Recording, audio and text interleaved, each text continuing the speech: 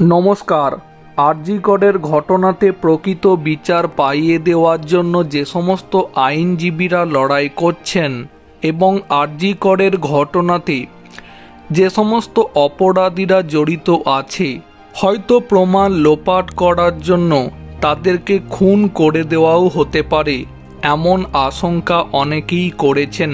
আর এখন সেই আশঙ্কাই সত্যি হলো বাস্তবে।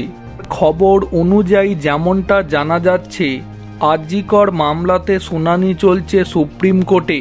তরুণী চিকিৎসকের মৃত্যু নিয়ে শীর্ষ আদালতে ইতিমধ্যেই একাধিক প্রশ্নের মুখে পড়তে হয়েছে রাজ্য তৃণমূল কংগ্রেস সরকারকে। আগামী 5ই সেপ্টেম্বর ফের এই মামলার শুনানি রয়েছে। এরই মধ্যে সুপ্রিম কোর্টের দ্বারস্থ হলেন এক মহিলা আইনজীবী। আরজি করের ঘটনা নিয়ে মামলা করার জন্য হুমকির মুখে পড়তে হয়েছে তাকে। রীতিমতো তাকে টার্গেট করা হয়েছে বলেও দাবি করেছেন ওই মহিলা আইনজীবী।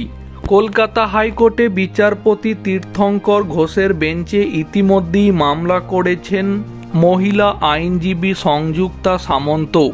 আর এবার শীর্ষ আদালতের দ্বারস্থ হয়েছেন তিনি।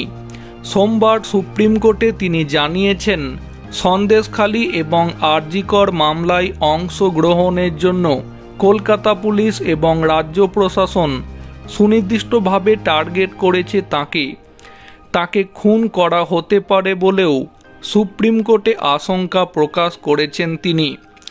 এদিন সরাসরিভাবে অভিযোগ তোলেন কলকাতা হাইকোর্টের পাবলিক প্রসিকিউটরের বিরুদ্ধে। আইনজীবীর দাবি, পাবলিক প্রসিকিউটর অভিযুক্তদের পক্ষেই কাজ করছেন। সোমবার বিচারপতি বি.আর. গাভাইয়ের এজলাসে অভিযোগকারী আইনজীবীর তরফে দাবি করা হয়, কলকাতা হাইকোর্টে পাবলিক প্রসিকিউটর তৃণমূলের ক্যাডারের মতো কাজ করছেন। পশ্চিমবঙ্গের সিআইডি তথ্য প্রমাণ লোপাটে সহযোগিতা করছে। তৃণমূল শাসিত রাজ্যে মামলা করার জন্যই তাকে এই বিরূপ পরিস্থিতির মুখোমুখি হতে হচ্ছে বলে অভিযোগ করেছেন তিনি।